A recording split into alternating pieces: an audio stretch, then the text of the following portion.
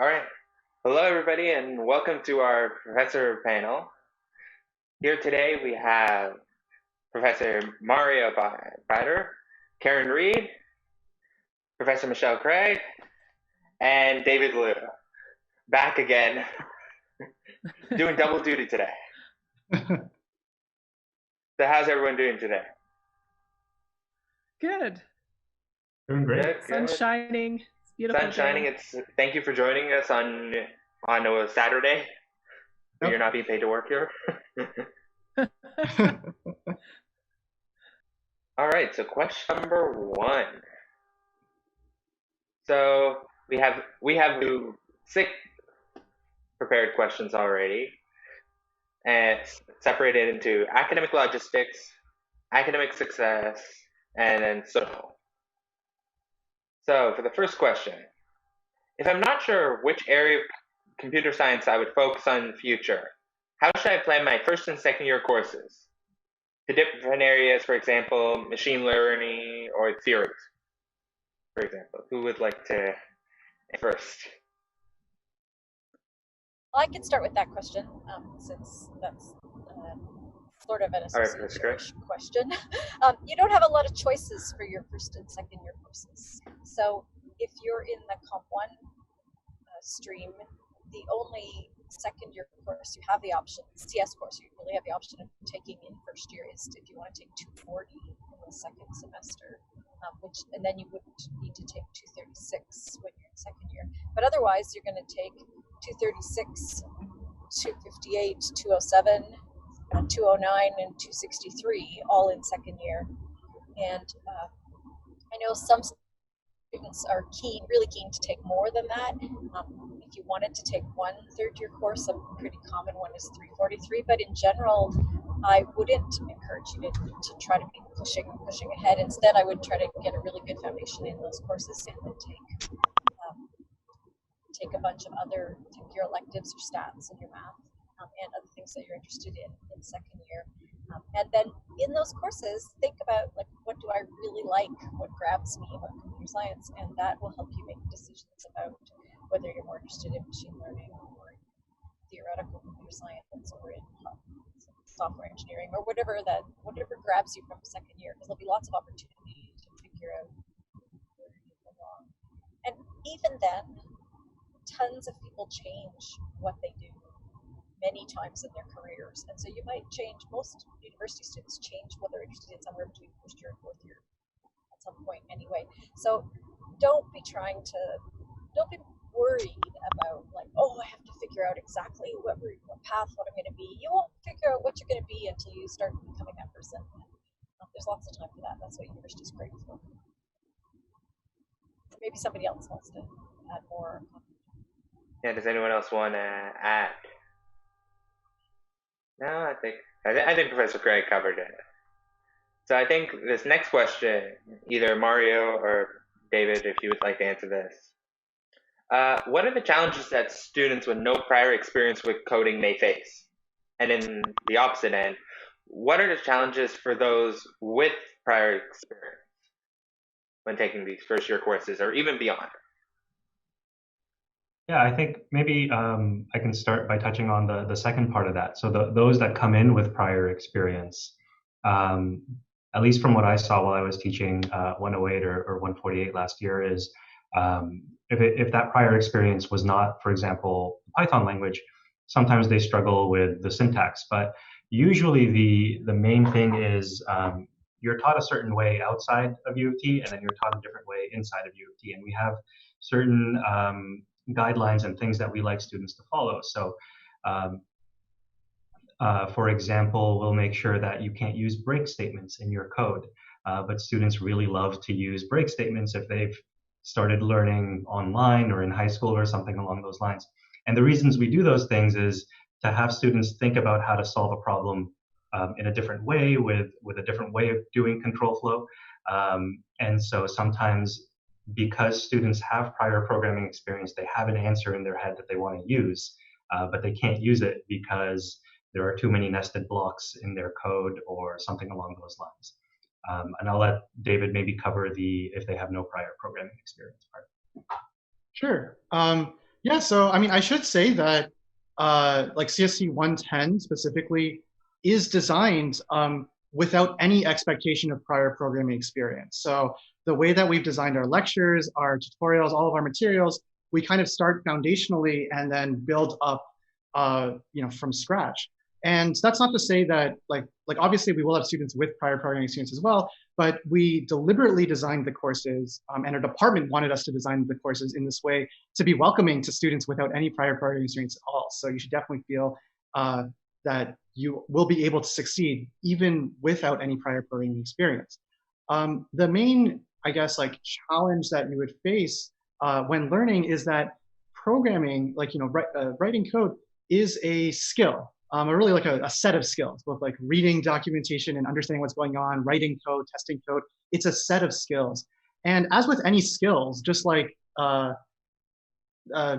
playing a sport or playing an instrument, skills take practice to develop. And so, because we're such a skills-based discipline, you're going to need to practice all the way through the term. Trying to cram for a few hours before an assignment is due or before a term test is not going to be an effective way of learning the material of this course, because with skills, you just need to put in the time on a week by week basis to really keep up and develop those and practice basically.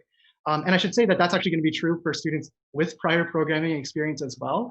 You're all going to be coming in at different levels with different levels of experience with these skills, but you're all going to need, I think, practice to refine and improve from where you currently are. I also want to jump in here. I was one of those people who got into computer science with no prior programming experience. And so I usually tell people that the first 10 programs I wrote were the first 10 assignments in my first year programming course. So by the time I got to second year, the only programming I had done was the code I'd written for my assignments in my first year courses. And I think it turned out okay for me. So it's certainly doable. A great professor here at the teaching stream, U of T. Yeah, I think it worked out. I got no complaints.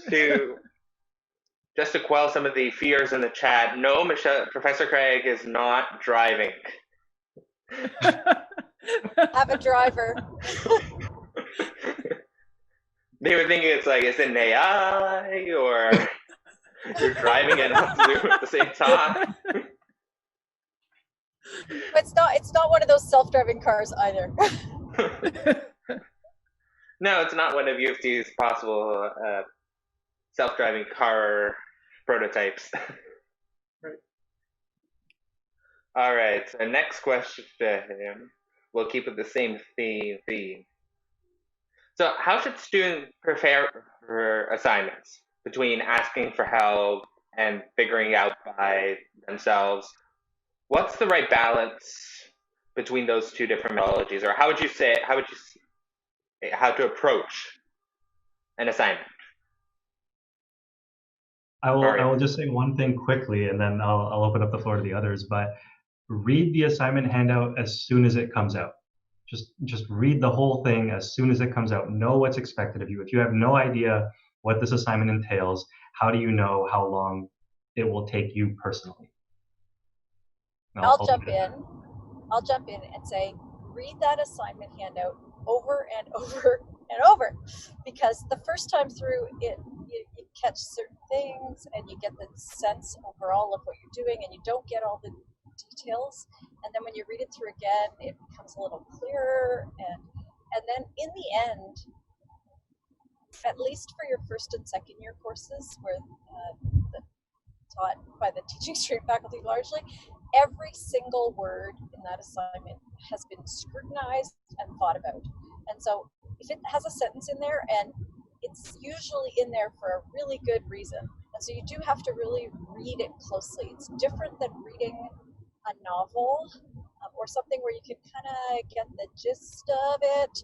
An assignment is a specification, and you have to read every little bit, but you don't have to understand every little bit the first pass or the second or the third, but eventually you have to understand every little bit of that assignment handout and really pay attention to all those little details. Awesome. That's really important, and as somebody who teaches a lot of third year I mean, teaches operating systems at the third year level, it's true for third year courses as well. That's a skill that you'll definitely want to develop.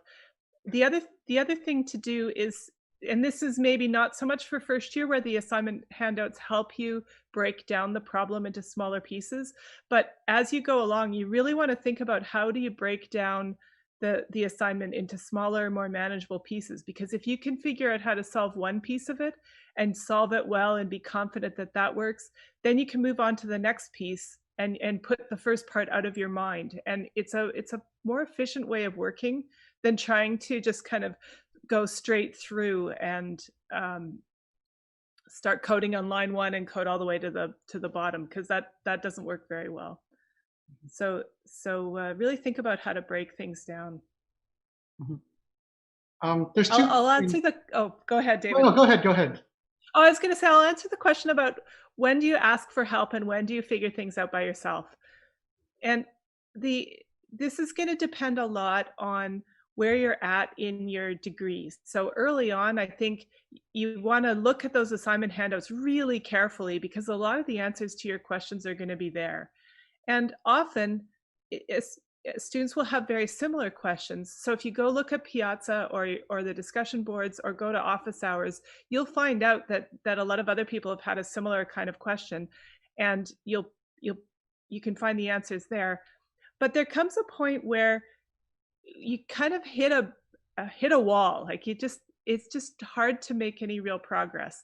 And that's, you have to stop then. Like, stop and go get some help from somebody, because it's not, and that's a skill to develop too. There's no point continuing on when you've hit that wall. You're better off taking a break, going for a walk, getting some sleep. That's a good one. Get some sleep, and then come back to it later and go get some help at that point.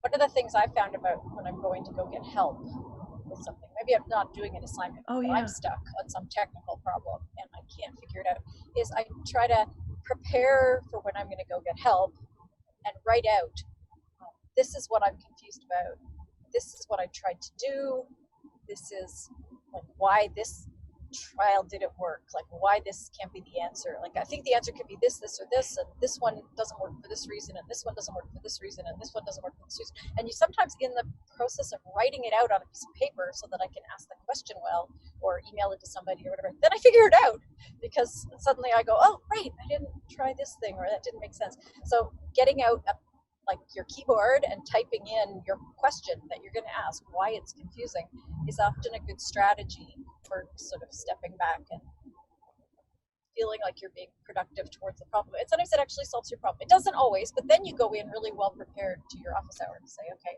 here's what I tried, here's what didn't work. And it's much more efficient for the instructor or the TA to say, oh, well, this second one, you missed this thing, this is where you're confused. They can see what you're trying and where you're making a wrong assumption, and really help you learn a lot from that. Yeah, no, especially, like, I know for a lot of when I was TAing as well as a student, it was like, always make sure you have a clear question before you go ask this question. Because a lot of times it's like, you need to make sure that you're clear on what you're asking. You can't just go and expect, hey, give me the answers. Like, I've seen people that just come up and it's like, what do I do?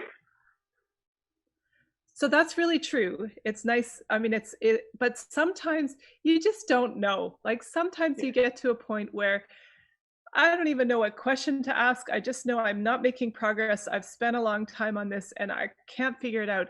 And then it's up to us. It's up to the TAs. It's up to the instructors to probe a little bit, to find out where really you're having trouble. And we tell our TAs, and Anujan can attest to this, I'm sure, that the goal of the TAs and the instructors is not to just give you the answer, but to help you solve the problem and to help you figure out how you can solve the problem. And so it's okay still to come to office hours and say, I don't know, I just can't, I don't know where, I don't even know how to ask the question. And then we'll help you figure out how to ask the question too. Yeah, of course. It's always that sort of thing that we're here to help, whether TAs or even professors. At the end of the day, we're paid to help you. So feel free to use us. Just don't expect us to write your assignment for you. We have to make these very clear for people. All right, so next we'll go to a little bit for social. So the transition from high school to university is especially tough, especially even in these days with the pandemic and all that stuff and online. From your perspectives, how can a student adapt quickly to new environments or even to this online learning environment? Who wants to go first? Mario. I can start us off. I think if you're coming in with the mentality that the transition is going to be tough, even if it is going to be tough, then you're already coming in at it from a negative angle. So instead of thinking like this is going to be a tough transition, think of it as, wow, this is going to be a wonderful opportunity for me to grow as a person, to become closer to being like an adult in this world, to starting my career, to whatever it might be that you want to think positively about. And the pandemic has obviously changed a lot of things. I'm not sure if all are for the worse, right? Like I'm really interested in seeing how education will change now that we've all basically been forced to come into these like virtual platforms. Is this going to improve education as we go forward? I think it will. And learning how you learn best in a virtual environment, I think will also help when you are in person, and maybe some of those virtual environments are still available and you can see which ones help you. So just changing your mentality, I think, will help you overcome a lot of the obstacles because you're not fighting against it and instead looking for opportunities. Another aspect of this is that one of the really cool things about changing where you're at, so moving from high school to university, is you get to completely reinvent yourself. So you're now at a school where all of the things that people thought about you in high school, nobody here knows that. So you can be whoever you want to be at university. And that means that no matter how shy you were in high school and how hard it was to connect with people, or how people, you might have some view of how people thought about you, now's a great opportunity to say, I'm going to be the person who's going to go into class or go into club meetings or other kind of events and ask a question or introduce myself or ask the person over there who's looking a little shy how their day is going. And I would really strongly encourage you to get a little bit out of your comfort zone and take that first step, and you'll find out that it's not as hard as it looks.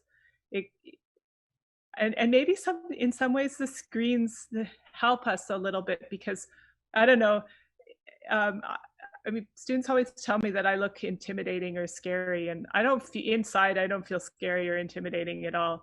And maybe I'm less intimidating on the screen. I don't know. I kind of hope so. You don't look intimidating. Oh, neither thank in you. person.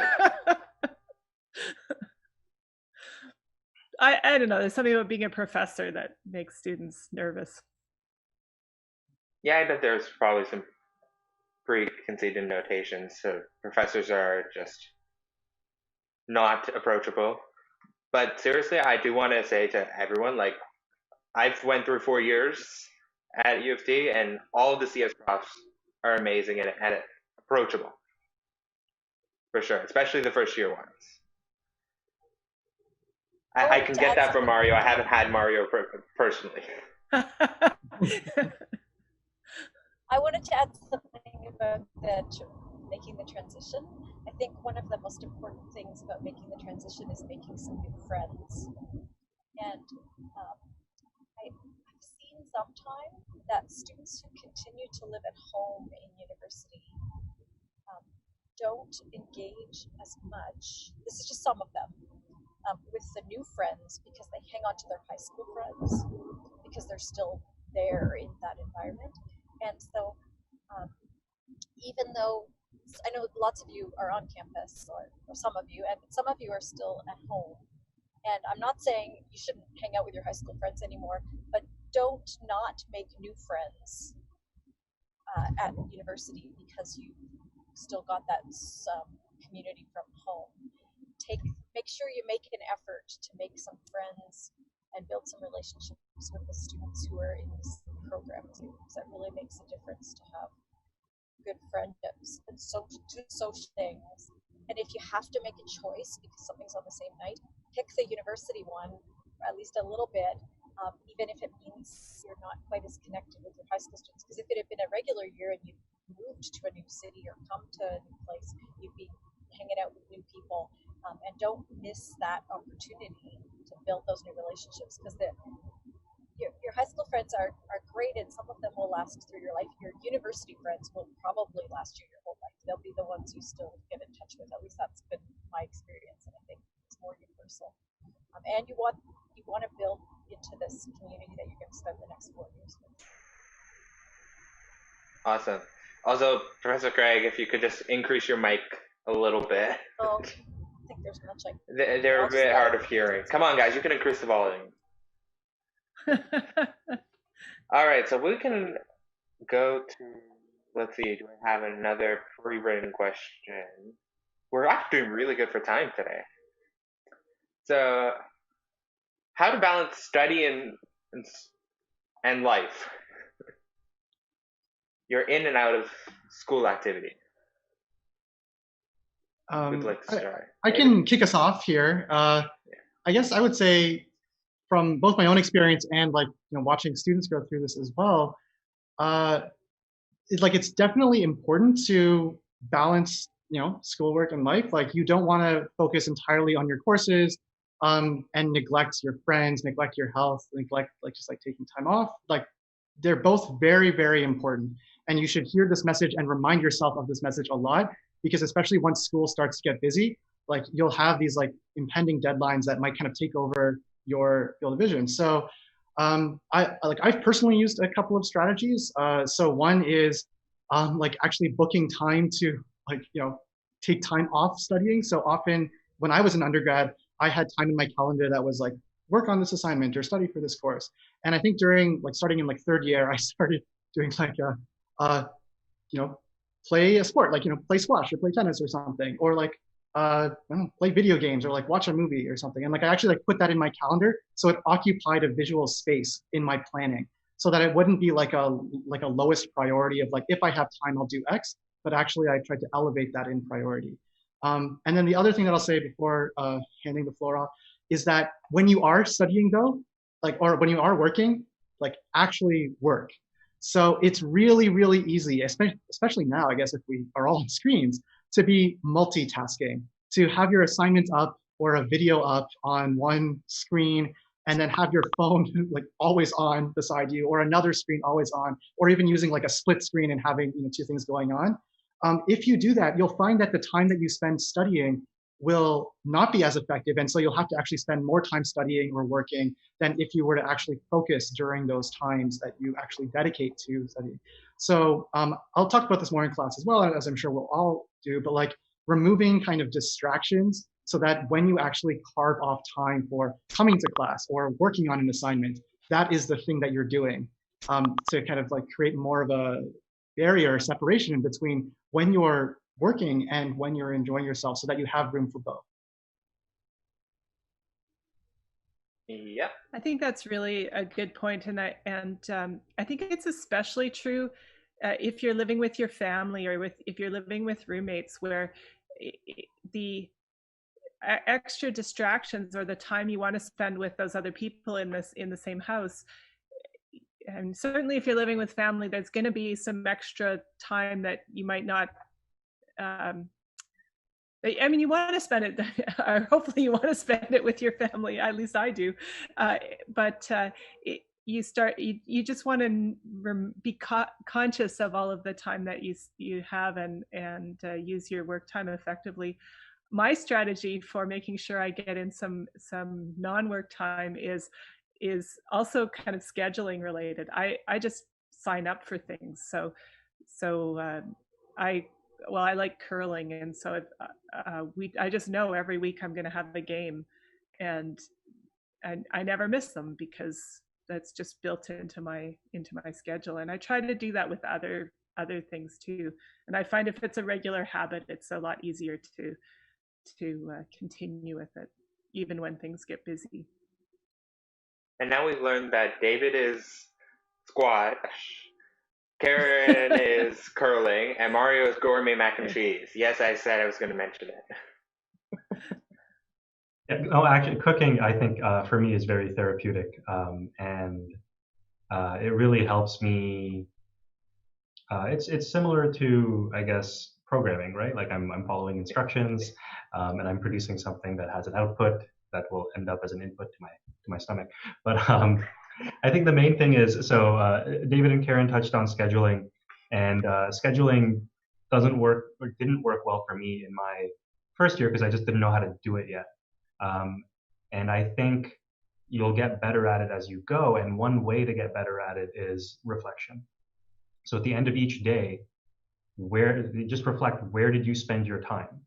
And once you see that it was like 100% on studying, or 100% on, socializing, or 100% on this guy, you'll start to find out, like, okay, so maybe tomorrow I will try a different strategy, or I will try a different thing. And if you start to see patterns developing, then you can start to find out, like, how to get away from those distractions. And then you'll be able to block off, like, okay, I'm going to do my work during these hours. And I know that these are going to cause distractions, so I'm going to put my phone over here. I'm going to download this app to prevent me from viewing things on my browser, something along those lines. You'll figure it out as you reflect more. I'll jump in with one more thing here, and this comes from a talk I saw yesterday, actually, from a very successful entrepreneur who came to talk to our technology leadership students. And the point she made was that you don't want to underestimate what these other activities can contribute to your work as a computer programmer, as a computer scientist, or as in your professional life. So all of the things that you love to do, or that you have always wanted to try, whether it's playing an instrument or playing a sport, or taking up some new activity that you have never tried before, they get your brains working in a different way, and all of those skills develop to help you in your schoolwork and in the work you do in your career. And so, struggling to figure out I took tap dancing lessons recently. How to make tap dancing work makes my brain move faster, and it helps me do some of the other work that I do. So never underestimate the power of what can help you move forward. Yeah, the power of tap dance. You know what it is? It's doing something that I'm not good at and remembering the struggle. So I take that, and that helps me remember the struggle that students go through learning something new, and it gives me a different way of thinking about it. And so that's a personal thing that I know that I pick up every time I try something that I've never tried before, because it helps me be a better teacher. And I think the same, I'm not sure tap dancing and programming, well, they do connect, actually. There's a notation in there that's really interesting that I picked up really fast, and some of my fellow students didn't pick up at all in how to understand, how to notate steps. Anyhow, that's way off topic, sorry. We can do the tap dancing discussion another day. Probably I'm a total beginner, by the way. Like seriously, total beginner. The CS professor dance off. If somebody in CS, please note that point. Somebody's gonna remember this 3 years from now. It's recorded. It's there forever. The internet has it.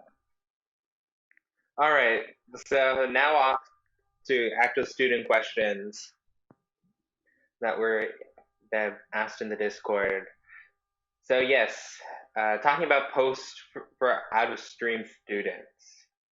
So I guess if I do a quick rundown, it's 148 plus 165 plus supplementary application, along with you must take either 157, 137, or 135, 136. And then it's a competitive average. And Professor Craig, I know you want to talk more about it. That's the gist of it. You don't have to have taken the calculus at the point of applying. Okay. You have to have taken it by the time you graduate. So, okay. Students who apply to the post in data science, which is the joint CS and stats, have to have 137 or 157 to apply, but they don't need 165. But if you're applying to straight CS, major, minor, or specialist, then it's just 148 and then 165. Or if you took 240 instead of 165 right off the bat, you didn't take 165, but use your 240 grade. And then you fill in a supplemental application, which has questions that are mostly about you, about how you deal with situations or what you've experienced, not about like your big list of extracurriculars, but more about your life and who you are. And then those are evaluated blind, so we don't see who they are, just your answers to the questions, and scored. And it's an average of those 3 marks that we use to let students in. It is competitive, so you don't know for sure like whether you'll get it or not. But in the end, there's going to be room for at least 200 and something students for sure at an absolute minimum, and maybe more, like almost up to 300, depending on, probably not quite that many, but somewhere in that come from the that route that didn't come in through Comp 1. Yeah, so just to reiterate, the total spots is around 550, and then there's around 380 so in stream. So there's at least those rest of those spots guaranteed available for out of stream students. And then people from in stream that decide, hey, maybe they want to pursue something else or don't make the guarantee, those spots will go to the out of stream. So just to continue on that thread line,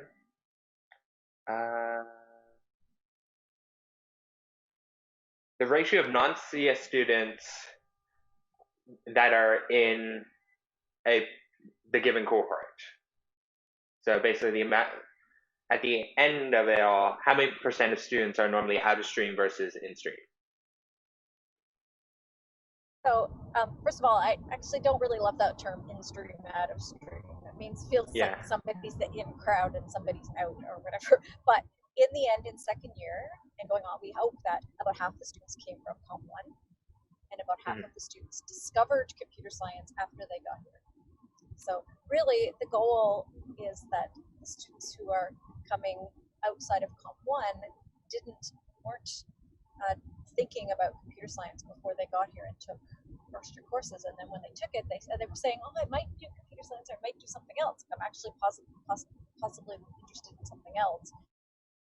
But then when they take 148, 165, they say, oh, this is great, I want to be in computer science. And that's part of why we save all those spots, so that people who find it late and didn't know in high school that they were destined to be in computer science, which is great for those of you in Comp 1, but lots of people discover it later, or they didn't even have high school computer science and they weren't sure what it was.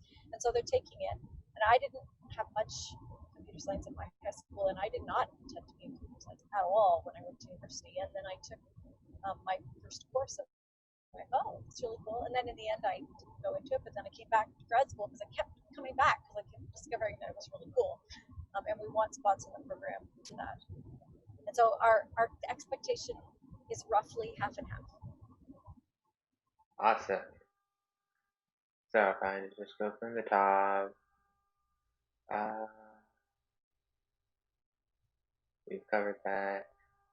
So if you're in the CS specialist, if you get into the CS specialist, you can pivot into the major time later on before you graduate. That was answered. Okay, so is it possible to get involved with research during first year? If it is, how can we find profs that want research assistant? It is possible. It's pretty rare to get involved in first year because the most most of the faculty are looking for students who have some reasonable skills already, and it's hard coming in straight from first year to already be in that position. But it's not, it certainly happens. There are certainly opportunities out there. It's really a matter of doing your legwork. So you want to go to the websites of the researchers that you're interested in, of the groups you're interested in, find out what they're involved with, find out what your skills are. It's much more common for students to get more involved in second and third and fourth year, because by then you've acquired some programming skills, you've acquired some analytical skills, you've got a better sense of what the whole discipline is all about, and so it's much easier to get more involved. There's most of the programs around getting students involved in research start in around second year and third year, and we have there's new initiatives coming online all the time. So there's the Technology Leadership Initiative is not really about research, but it's about preparation for leadership in industry or leadership in research. There's a new program that we're putting forward grant proposals right now for. It's called PRISM, and I can't remember what that stands for. Michelle, can you remember? Help me out here. It's really about getting underrepresented. Sorry, go ahead. Preparation for research through immersion. I knew what the S was. The M is mentorship. Right. So the goal is. Oh, go ahead. I mean, the goal is to be a little more structured in opportunities for students from underrepresented groups, primarily because we're keen to provide opportunities, and so that one's not fully fleshed out yet, but hopefully we'll get the grant money for that, and you'll hear some announcements about that. The real way to get involved in research, though, is to ask a lot of questions. So pretty much, David and Mario might not like my answer here, but pretty much every professor you have, you want to go talk to them about what research opportunities are there, how do I get involved, and what should I know about? And frankly, you want to go to the CSSU and you want to ask the senior students, how did you get involved? Which professors are looking for research students, and go to the CSSU events. The AI group is very active. There's other groups that are I think there's a group of theory students that are pretty active. The Women in CS group is pretty active, and all of these students have connections and different connections, and sometimes it's just a matter of being in the right place at the right time to hear about that opportunity that's just right for you. And the only way to do that is to actually go and be there. There's no magic in this one. Class that you can apply for, and you get course credit while learning to do research with that particular professor. The offerings, though, vary from year to year. So again, echoing what Karen said, you really have to keep your eye out on what offerings might be available in any given year, not just in computer science, but other departments as well, because it really depends on which professor is looking for students and actually running one of these each year. Yeah, actually, the stream just crashed. Oh, you're muted for us, Anujan. Yeah, so the stream just crashed for a second. So just trying to figure out what happened.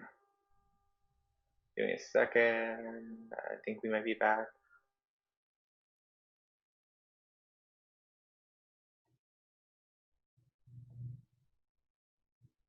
Okay, so hopefully the recording didn't go kaput.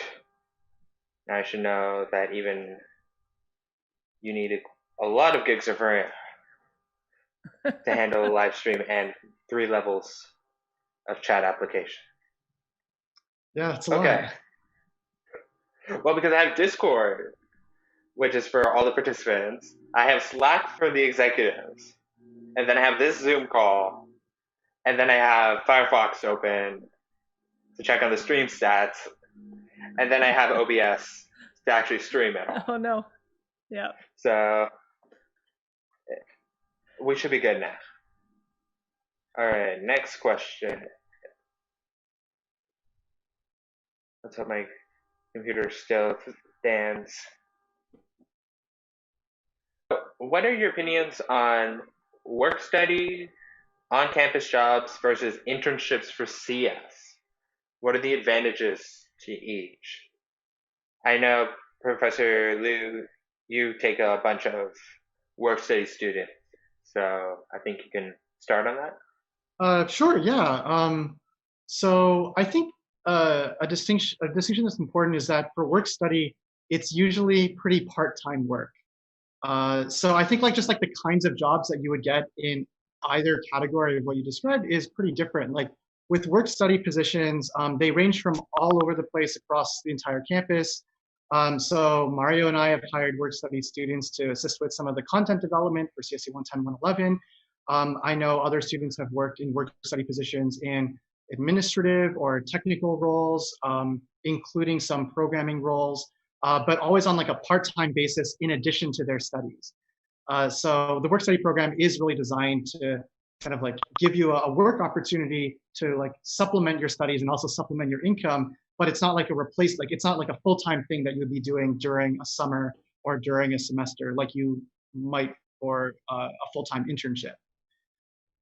So to me, they seem like kind of two different categories of things. Like a work study is sort of something you do while you're taking classes, if you think that you will have some extra time on top of your regular course load, whereas an internship is something that you plan on doing instead of doing classes, for example, over the summer or on PEY, like across the summer through fall, winter, and then another summer. So there's different types of positions available. The internship, like because it's full-time, you would be more immersed in the job, the company, the organization that you're working with, whereas a work study, because it's more part-time, it's usually a bit more remote and you're less involved in day-to-day stuff, so it's a less immersive experience, but it's also less of a time commitment as well, which is good when you're taking classes. All right. A work study could be a good way of getting into, like it's a sort of first step towards internships that gets some experience and yeah, that's definitely true. Yeah. Like I know that like there are lots of work study positions out there. So you can visit that on the CLN, like Career Learning Network, UToronto website. I think the main thing to look for, or the main thing to be aware of, is that they are available during like the fall, winter, and summer. So there's like 2 work study periods. I think the fall, winter work study period for this year, I think is like mainly closing, but I guess you could check right now. But you could definitely be on the lookout for work study positions for next summer if you plan on taking courses next summer too. Awesome. So we're almost out of time. So last quick question. What's a skill that you feel is very important for success in computer science that people don't realize before they start? Your last tip. I'll start. Collaboration. People sometimes, I think there's still a stereotype of computer programmers working all by themselves and not talking to people very much, and that's just not true. My husband's a computer programmer, and now I get to see how he works because he's working from home, and he's got a Zoom call up half the time, or his Slack stream is going like crazy. And so even when you're by yourself and when you're not in the office, learning to work with people and really truly collaborate is one of the best skills, and communication. I'll chime in with maybe diagramming. You're going to be working on software projects. Some of those software projects will vary in size. Some of them will be massive. And trying to understand everything all at once will be next to impossible. So understanding sort of like, how like you're in Google Maps and the more you zoom in, the more detail you see. and the more you zoom out, the less detail you see, but also different details. So the ability to diagram software systems, if that's where you're going, whether it be at the like OS level or even at the full stack level, whatever it might be, just to understand the relationships between things or where a bug might exist or something along those lines, I think diagramming is very, very useful. All right. David, would you like to give a last tip? Sure. Yeah. Let's see. So, I mean, I was going to say communication, but Karen stole mine. So, sorry, I didn't really elaborate though. You could keep going. Yeah. I was going to say something different now, but now I'm stuck. So I'll say two. So I was going to say communication, mainly, I guess, like in the context of being able to explain your thought processes, be it on a theoretical or really detail-oriented level. So also like kind of what Mario said about like different levels of abstraction or detail about a particular project or thing that you're working on. So you'll find that you'll have to communicate a lot, whether it's with instructors or TAs or with fellow students about the work that you're doing. And communication is also a skill, and it takes practice to kind of like get right and figure out exactly how you're going to communicate so that you can actually like ask a question or give an explanation and have the other person understand what it is that you're saying. This is something that's not going to be obvious or like not something that, not going to be something that like necessarily even comes out naturally, but it is something that is super important in the field. So yeah, and then the other, I guess, tip that I was thinking of at the last minute was planning. Right? So starting stuff early and actually giving yourself enough time to plan. I find that including in introductory programming courses, but in upper tier courses as well, a lot of students will often just like kind of like try to jump right into the code, start writing some code right away. And while I think there is room for experimentation to try to like, get a sense of what's going on, often students will have this mindset that I'll just like write the, kind of like what Karen said earlier, I'll just write my program all at once and then it'll just like work perfectly the whole time and then I'll be done at the end of a couple hours of working on this. And that very rarely happens, both in first year, but certainly in upper year, and being able to actually plan on a larger scale about like what you're going to do, how you're going to break down a problem. Like that is again a skill that we're going to hopefully get you start developing in 110, 111, but that you'll be going all the way through to. Awesome. Well, thank you all for taking the time out of your busy days to talk with all of them, even though they can't directly talk with you. They're talking through me. But anyway, thank you all. And we're going to go on a 5-minute break. We might be starting around 11:02 for the student panel. So thank you again, professors, and have a great day. Thanks, everyone. Hope you enjoy your first year at U of T. Bye. Have a great year.